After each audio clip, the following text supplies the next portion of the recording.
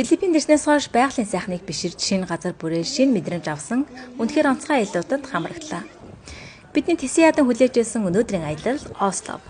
Ослоп нь Себу аралд байрлах алдартай аялал жуулчлалын бүс бөгөөд Вэлш аргатай хамт сэлэх боломжтой гэдгээрээ алдартай. Бид өглөө 3 өнгөрөөж хөдлөөд 6:30 гээд эхний зогсоол дээр очиж өглөөний цайгаа уугаад завин дээр сууж Вэлш аргатай хамт сэлэв. Ямар сонирхолтой байсан гэж бодно. Цаашлаад бид хүрхрээ үзхийн тулд машинаар уулын оройд хүрээд тэндээсээ мотоциклаар 5 минут хүрэхгүй хугацаанд Тумалаг хүрхрээн дээр ирсэн. Өндрөөс ундаг нимгэн, торгон, усан хөшгмөд гоёмсог хэлбэртэй, хаднаас унж буй ус нь утаа шиг нарийн ширхтэйгээд үнэхэрийн үзэсгэлэнтэй. Бид эндээс дараагийн зогсоол руу усан онгоцонд сууж арал дээр очиж сэлж өдрийг зугаатай өнгөрүүлж үргэлжлээд өдрийн хоол идээд сургуулийн зүг хөтлөв.